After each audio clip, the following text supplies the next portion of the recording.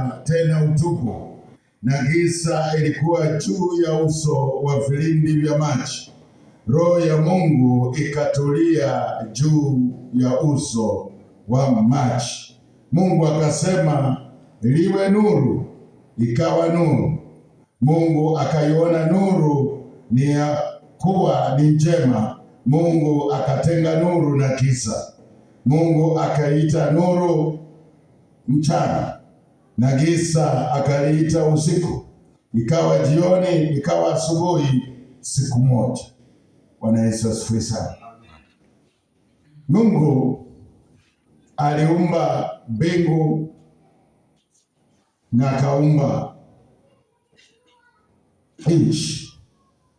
Bwana Yesu asifiwe sana. Na kati ya hapa kulikuwa na maji. Haleluya. Kukawa na giza likafunika uso wa maji, lakini roho ya Mungu ikatulia juu ya uso ya maji. Bwana Yesu asifiwe sana. Katika pale mwanzo wa uumbaji tunaona Mungu akiumba vitu viwili, na kati ya hapa kulikuwa na mbingu na kukawa na nchi, na hapa pahali kati ya mbingu na nchi hakukuwa na lolote ila maji. Bwana Yesu asifiwe sana. Amen. Ikafika mahali giza likatulia kwa vilindi vya maji. Najua nataka watu mjue ya kwamba Biblia yale inayoyasema ni ya ukweli.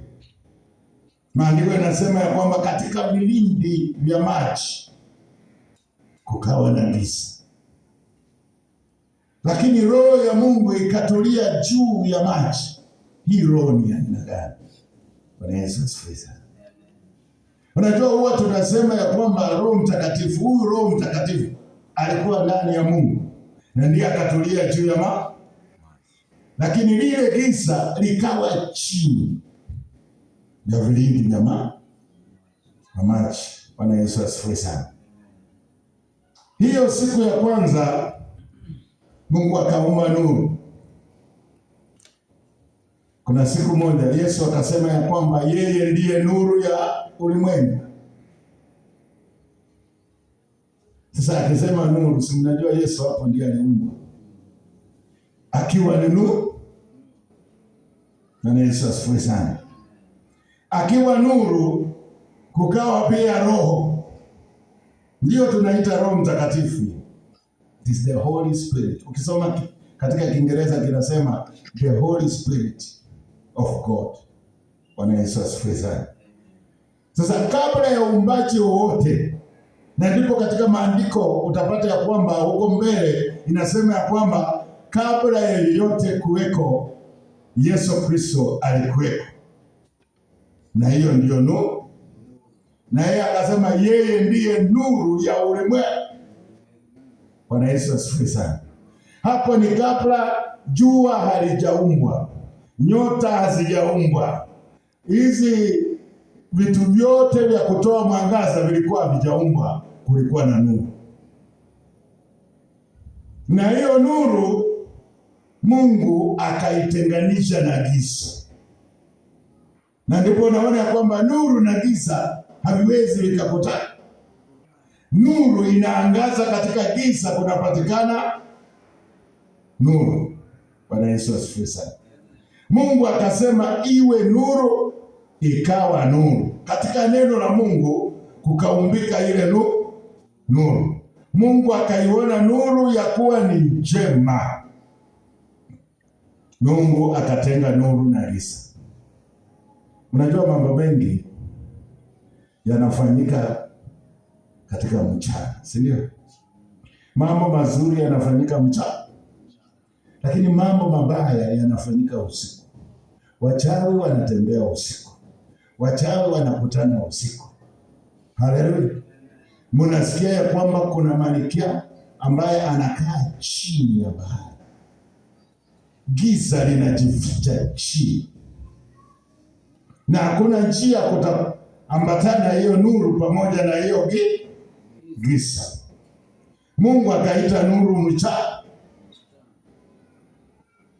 na giza akaliita usiku. Ikawa jioni, ikawa asubuhi, siku moja. Bwana Yesu asifiwe sana. Mungu akasema na iwe anga katikati ya maji, likayatenge maji na maji. Bwana Yesu asifiwe sana. Unajua katika anga kuna maji. Hapo juu aliumba mbingu na nchi. Katika juu akaumba ile mbingu, na katika mbingu kuna maji.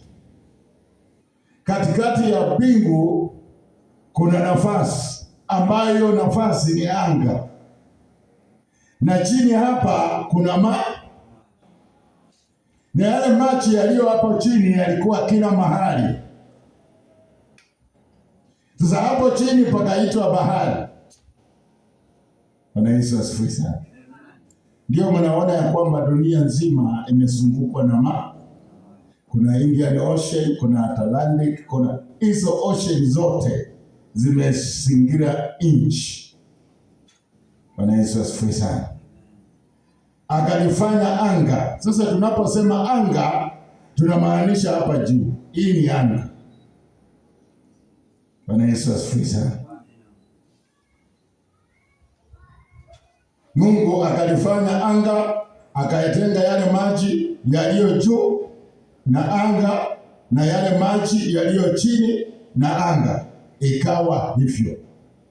Hivi viliumbika katika neno, lakini kile alichoumba, aliumba mbingu na nchi, na katika neno vikaanza kuumbika. Bwana Yesu asifiwe sana. Mungu akasema maji yaliyo chini ya mbingu na yakusanyike mahali pamoja, ili pakafu paonekane. Ikawa hivyo. Mungu akapaita pale pakafu nchi, na makusanyiko ya maji akaita bahari. Mungu akaona ya kuwa ni vyema. Mungu akasema nchi na itoe majani, mche utoao mbegu, na mti wa matunda uzaao matunda kwa jinsi yake, ambao mbegu zake zimo ndani yake, juu ya nchi. Ikawa hivyo. Nchi ikatoa majani, mche utoao mbegu kwa jinsi yake, na mti uzaao matunda ambao mbegu zake zimo ndani yake, kwa jinsi ya Mungu akaona ya kuwa ni vyema. Ikawa jioni, ikawa asubuhi, siku ya tatu. Bwana Yesu asifiwe sana. Amen. Naona kuna hizi mimea na kuna hii miti iliumbwa mbele ya wanadamu. Halikuwa hajafikia kwa mwanadamu. Bwana Yesu asifiwe sana. Na alikuwa anapanga kila kitu katika mpangilio wake. Na ndipo nahitaji Mkristo upange maisha yako katika njia ifahamu. Usiamuke tu na kufanya hivi. Mungu alikuwa ni wa mpangilio. Kama umetoka kwa nyumba unaenda kufanya kitu fulani, usitoke katika nyumba ukifika pale unamegeuka, sitafanya hili, nitafanya hili na hili na hili. Hiyo sio mpango wa Mungu. Bwana Yesu asifiwe sana. Haleluya. Mungu akasema na iwe mianga katika anga. Bwana Yesu asifiwe sana. Iwe anga,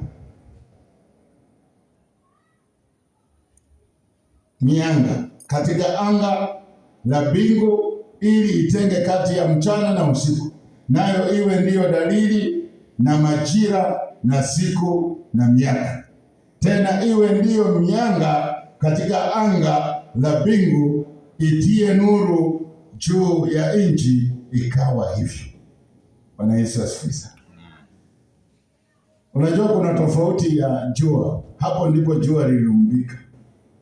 Lakini ile nuru ilikuwa kwanza ishatengezwa na Mungu. Na ile nuru ndiyo Yesu Kristo. Bwana Yesu asifiwe sana.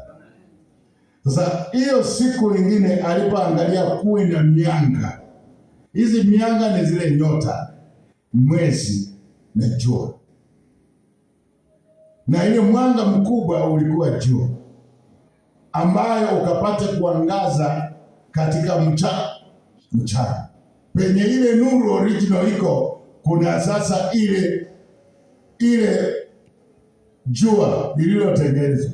Bwana Yesu asifiwe sana. Jua inaitwa kwa Kiingereza sun ya yu. Alafu mzungu naye anasema son of God ya o. Bwana Yesu asifiwe sana. Sasa kuna tofauti ya hii mwanga na huu. Haleluya. Sasa hii ambayo ni ya usiku haina mwanga yake, inachukua kutoka kwa jua. Sasa katika mchana kuna vile vinatawala vikuu ambayo viko katika nuru. Ndipo naona wengine wanaheshimu sana mwezi. Bwana Yesu asifiwe sana. Lakini mwezi haujitengenezee, unategemea jua. Bwana Yesu asifiwe sana. Haleluya. Mungu akaiweka katika anga la mbingu itie nuru juu ya nchi, na kuutawala mchana na usiku, na kutenga nuru na giza. Mungu akaona ya kuwa ni vyema. Ikawa jioni, ikawa asubuhi, siku ya 4. Bwana Yesu asifiwe sana. Hii siku ya 4 akafanya hivyo vitu, na hapo ndipo tunaanza kujua. Unajua masaa 24 Mungu ndiye alitengeneza ya kukamilisha siku. Alisema ikawa jioni, ikawa asubuhi. Hakuna nafasi aliyoipeana. Hiyo ni masaa 24. Mwanadamu kuanza kuweka time alianzia hapo. Akaiziweka zile nyota, na ndipo zile nyota astrologists wakistadi huwa wanaangalia hapa, wanaanza kujua nyota fulani ikitoka ni mwezi fulani. Mwezi unajigawanya. Kuna mwezi wakati unaenda paka unabaki mdogo, unapotea. Bwana Yesu asifiwe sana. Ndipo unaona ya kwamba kuna siku na miaka. Bwana Yesu asifiwe sana. Unajua kuna watu ambao wanauliza maswali na wataki kuja kwa kanisa hili tuangalie Biblia inasema nini na kwa nini ikasema hivyo. Bwana Yesu asifiwe sana. Kuna siku na miezi zilitokana na zile mianga zilizotengenezwa siku ya 4. Ndipo sasa zikagawanya. Ndipo unaweza jua ya kwamba leo ni siku hii. Ilianza hivyo. Bwana Yesu asifiwe sana. Hesabu ya miaka na masiku Mungu ndiye alianzisha, sio mwanadamu. Haleluya. Mungu akasema maji ni yajawe kwa wingi, na kitu kiendacho chenye uhai na ndege waruke juu ya nchi katika anga la mbingu. Mungu akaumba nyangumi wakubwa na kila kiumbe chenye uhai kiendacho, ambavyo maji yalijawa navyo kwa wingi kwa jinsi zao, na kile ndege arukaye kwa jinsi yake. Mungu akaona ya kuwa ni vyema. Mungu akavibariki akisema, zaeni mkaongezeke, mkayajaze maji ya baharini, ndege na wazidi katika nchi. Ikawa jioni, ikawa asubuhi, siku ya 5. Hiyo siku ya 5 ndiyo nyangumi zilitengenezwa, ndiyo masamaki zilitengenezwa, ndiyo wanyama wote walitengenezwa, na wakabarikiwa, wakasema wazaani. Bwana Yesu asifiwe sana. Unajua wanyama walitengenezwa mbele ya wanadamu. Haleluya. Amen. Wakaambiwa wazaane waongezeke wakajaze, kabla mwanadamu hajaumbika. Wanyama walitangulia mbele. Bwana Yesu asifiwe. Amina. Na mimi naona wanyama mpaka saa hii na miti hasijigeuka maadili. Bwana Yesu asifiwe sana. Haleluya. Hasijageuza maadili. Haleluya. Mungu akasema nchi na izae kiumbe hai kwa jinsi zake, mnyama na wa kufugwa nacho kitambaacho, na wanyama wa mwitu kwa jinsi zake. Ikawa hivyo. Bwana Yesu asifiwe sana. Hivi vitu vilikuwa vinaumbika katika neno. Havikuumbika katika kushika, viliumbika katika neno. Mungu anatuonyesha kwamba unaweza ukaumba vitu katika neno. Ukiamini unaweza umba kitu, ya kwamba mwaka huu nimebarikiwa, na unaanza kutembea katika baraka. Bwana Yesu asifiwe sana. Mungu anatuonyesha kwamba tunao uwezo wa kuumba, na ndipo tulipewa mamlaka ya kuongoza. Utaona hapo mbele. Mungu akafanya mnyama wa mwitu, akatawanisha mnyama wa mwitu na wa nyumbani. Mungu akasema, na tumfanye mtu kwa mfano wetu, kwa sura yetu, wakatawale samaki wa bahari na ndege wa angani na wanyama na nchi yote, pia na kila chenye kutambaa kitambaacho juu ya nchi. Mungu akaumba mtu kwa mfano wake, kwa mfano wa Mungu alimuumba mwanamke na mwanamke aliwaumba. Sa mtu wa kuumbwa wa kwanza ni mwanamume, na alivyomuumba alimpa uongozi, utawala. Aliye wa Mungu ana nguvu ya kutawala. Bwana Yesu asifiwe sana. Mungu alivyomuumba mtu wa kwanza alimpa dominion. In the English wanasema ya kwamba he was given dominion over everything. Kwa kila chochote kilichoumbika na neno la Mungu, Mungu anampa mtu aliyemtengeneza kwa mfano wake, anampa kutawala. Bwana Yesu asifiwe sana. Unatawala kila kiumbe. Tulipewa utawala na Mungu. Bwana Yesu asifiwe sana. Mungu akasema, tazama nimewapa kila mche atoao mbegu uliye juu ya uso wa nchi yote, pia na kila mti ambao matunda yake yana mbegu, vitakuwa ndivyo chakula chenu na chakula cha kila mnyama. Unaona sasa hapo wanadamu walipokosea. Mungu aliumba kila inayotoa mche, si ndio? Ni inayo mbegu. Lakini sisi wanadamu tunatafuta, tunafanya crafty, tunaua mbegu. Haleluya. Hiyo ni akili ya mwanadamu. Na chakula cha kila mnyama na nchi, na cha kila ndege wa angani, na cha kila kitu kitambaacho juu ya nchi chenye uhai, majani yote na miche ndiyo chakula chenu. Ikawa hivyo. Mungu akaona kila kitu alichokifanya, na tazama ni chema sana. Ikawa jioni, ikawa asubuhi, siku ya sita. Bwana Yesu asifiwe sana.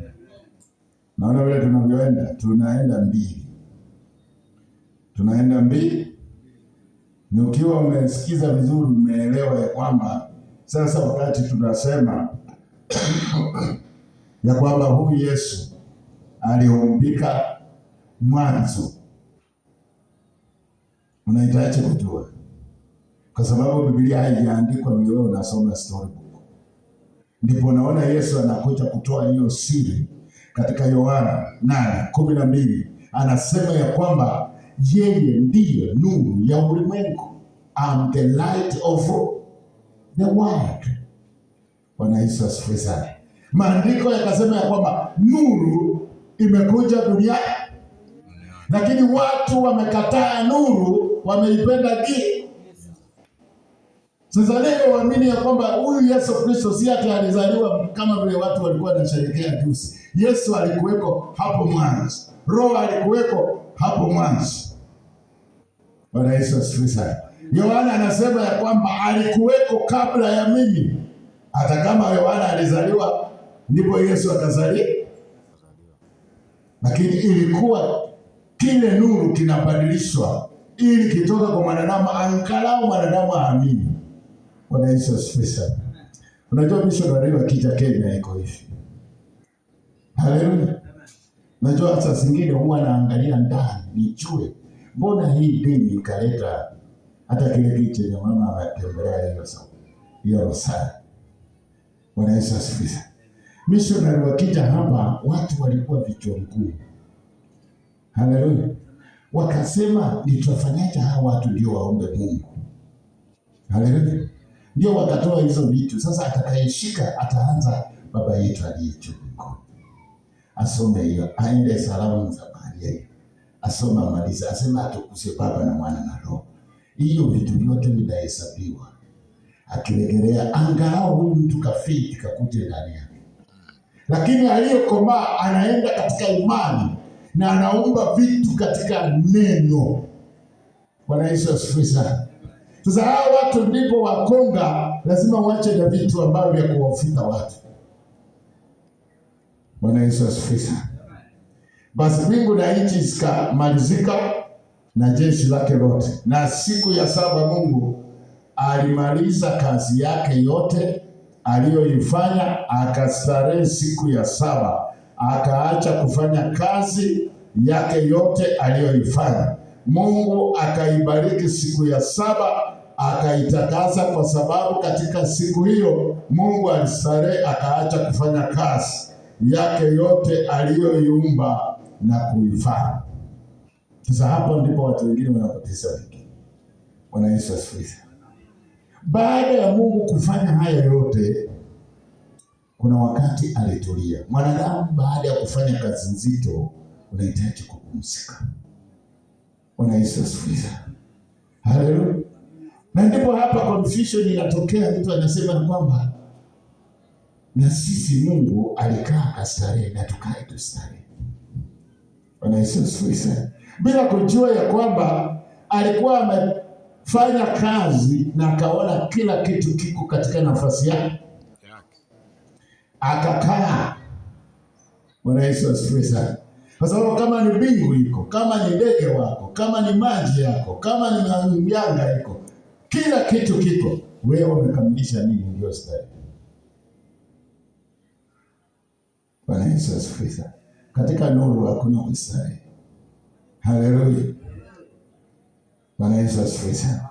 Hivyo ndio vizazi vya mbingu na nchi zilipoumbwa siku ile Bwana Mungu alipoziumba mbingu na nchi.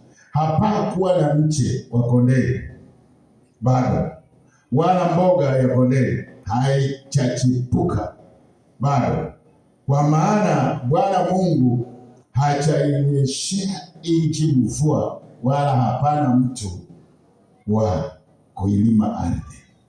Bwana Yesu asifiwe sana. Mwanadamu alipopewa nafasi na akapewa kwamba yeye ataongoza kila kitu, na maji yakatengwa ya juu na maji ya chini, yale ambayo Mungu alitengeneza mwanzo, kulikuwa hakujatokea mvua. Maji ya juu yalikuwa haijashuka. Mito zilikuwa hazijatengenezwa. Mito zilitengenezwa kwa ile mvua ilianza kunyesha. Bwana Yesu asifiwe sana. Lakini maji yaliyotengenezwa mwanzo na kutengwa na nchi ni hizi bahari. Bwana Yesu asifiwe sana. Lakini ile mito iliyoanza kububujika na kwenda ilikuwa ni mito ambayo ilitokana na maji yaliyoshuka kutoka juu. Bwana Yesu asifiwe sana. Haleluya. Ukungu ukapanda katika nchi, ukatia maji juu ya uso wote wa ardhi. Nani anajua ukungu? Nani anajua ukungu? Unajua ukungu? Ukipita hapa asubuhi utapata mist maji, si ndio? Na kuna mvua yenyewe. Sasa katika ile vitu ambao Mungu aliumba ukainuka hapo. Sasa ndio mtu wa science alienda akasoma pale akapata ya kwamba there is evaporation, and from evaporation there is formation of cloud. Bwana Yesu asifiwe sana. Hao watu walisoma Biblia lakini hawataka kutuambia waliangalia Mungu alifanya nini. Ndipo ikatokea pale wakasema ya kwamba tufanye nini? Huu ukungu ulipotoka katika ardhi, Bwana Mungu akamfanya mtu kwa mafumbi ya ardhi, akampuliza puani pumzi ya uhai, mtu akawa na nafsi hai. Bwana Yesu asifiwe. Sasa Mungu alikuwa anaendelea na kazi yaendelee. Hapa alisema kwa neno, lakini katika kuweka vile inavyohitajika, kulihitajika maji. Ndipo hapo Mungu anademonstrate ya kusema ya kwamba mwanadamu huyu alimtoa kwa na ndipo patike ni ule ukungu uliotoka ndiye alitumia kumoldi huyo mtu. Bwana Yesu asifiwe sana. Bwana Mungu akapanda bustani upande wa mashariki wa Eden, akamweka ndani yake huyo mtu aliyemfanya. Bwana Yesu asifiwe sana. Huyu mtu aliyotamka naye akakaa akafikiria, ilibidi amweke pumzi. Akishamweka, Mungu ndiye alikuwa mkulima wa kwanza. Bwana Yesu asifiwe sana. Wazee wengine wao wanasema mkulima wa kwanza ni Kaini. Hapana, ni Mungu. Alienda akatengeneza hiyo garden ya akapanda. Na mimi najua ninaposoma hii Biblia najiuliza, huyu Mungu inaweza kuwa hawa wazungu waliiba tu mambo yetu. Bwana Yesu asifiwe sana. Naona kama alifanyia hapa karibu na Afrika. Bwana Yesu asifiwe sana. Kwa sababu maandiko yanasema nini? Bwana Mungu akajipusha katika ardhi kila mti. Bwana Mungu akapanda bustani upande wa mashariki wa Eden, akamweka ndani huyo mtu aliyemfanya. Bwana Mungu akajipusha katika ardhi kila mti unaotamanika kwa macho na kufaa kwa kuliwa, na mti wa uzima katikati ya bustani, na mti wa ujuzi na mema na mabaya. Ukatoka mto katika Eden wa kuitilia bustani maji, na kukatokea hapo ukagawanyika kuwa vicho vinne. Jina la wa kwanza ni Pishoni, ndiyo unaozunguka nchi ya Hafita, ambako kuna dhahabu, na dhahabu na nchi ile ni njema. Huko kuna bedola na vito shorani. Na jina la mto wa pili ni Gihoni, ndiyo unayozunguka nchi yote ya Kushi. Ethiopia. Sasa nchi ya Kushi ni gani? Ethiopia. Afrika. Bwana Yesu asifiwe sana. Na jina la mtu wa tatu ni Hedekeli, ndiyo unaopita mbele ya Ashuru, na mtu wa nne ni Frati. Bwana Mungu akamtoa huyo mtu akamweka katika bustani ya Eden ailime na kuitunza. Bwana Mungu akamwagiza huyo mtu akisema, matunda ya kila mti wa bustani waweza kula, walakini matunda ya mti wa ujuzi wa mema na mabaya usile, kwa maana siku utakapokula matunda ya mti huo utakufa hakika. Sasa huyu mtu anayeambiwa sio Adamu na Hawa, anaambiwa Adamu. Bwana Yesu asifiwe sana. Huyo ndiye alikuwa anaambiwa, anapewa sheria ya Mungu. Mungu alivyompa kazi ya kufanya katika bustani ya Eden. Hapa ndipo wokovu unasimama, ya kwamba Mungu ulivyoumba mtu wa kwanza ulimpa kazi ya kufanya. Nahitaji Bwana unipe nafasi ya kazi. Bwana Yesu asifiwe sana. Kuna njia unasimama na maandiko katika kuumba vitu. Kuna njia unasimama kwa maandiko kusema ya kwamba Mungu, kama ulivyoniumba mimi nahitaji kazi, na wewe kazi Bwana uko naye, nipe kazi, utapewa kazi. Bwana Yesu asifiwe sana. Bwana Mungu akafanya kutoka katika ardhi kila mnyama na msituni na kila ndege wa angani, akamleta Adamu ili aone awataje kila kiumbe hai jina aliyokiita. Adamu lilikuwa ndilo jina lake. Bwana Yesu asifiwe sana. Mungu alivyoumba alimpa kazi Adamu, ndiye aliyotoa majina. Hayo majina yote tunayoita inatolewa na mwanadamu, na mpaka saa hii mwanadamu ndiye anatoa majina. Bwana Yesu asifiwe sana. Sasa ikiwa ya kwamba wewe una uwezo wa kupeana jina, utapeana hapa jina. Kuna njia una uwezo katika in the spiritual realm, utamke hapa, ninabadilisha hapa jina mbaya, ninaweka jina mzuri. na inafanyika. Unasimama na neno ya kwamba Bwana, mamlaka ya kupeana jina ilitokana na wewe, na ninatumia hayo mamlaka kubadilisha jina la mahali hapa. Wameniita jina mbaya, leo nabadilisha hiyo jina kwa jina la Yesu Kristo mwanao ambaye ni nuru. Inatendeka kwa sababu ulipewa mamlaka ya kupeana jina. Bwana Yesu asifiwe sana. Adamu akawapa majina yao kila mnyama wa kufugwa na ndege wa angani na kila mnyama wa mwituni, lakini hakuonekana wa kumsaidia Adamu aliyefanana naye. Jina la Bwana lipewe sifa. Mwanamke akiumbika, ilikuwa Adamu tayari ashapeana majina kila kitu. Hata yeye ndiye alipeana jina mke wake. Kwa hivyo hatufanyi dhambi tukigeuza majina ya wake zetu tuilete kwa jina yetu. Ni authority ambayo Mungu alitupa. Bwana Yesu asifiwe sana. Haleluya. Bwana Mungu akamleta Adamu usingizi mzito, naye akalala, kisha akamtoa ubavu wake akaufunika nyama mahali pake. Hivyo ndivyo kihesabu mbavu za mwanaume asilingane pande zote, kuna mmoja haliko. Bwana Yesu asifiwe sana. Haleluya. Sasa wewe unayesema ya kwamba hii iliandikwa na watu hivi, huyo mtu kwani alipata mwanadamu akampasua akahesabu zile mbavu ndio akaja kuandika Biblia?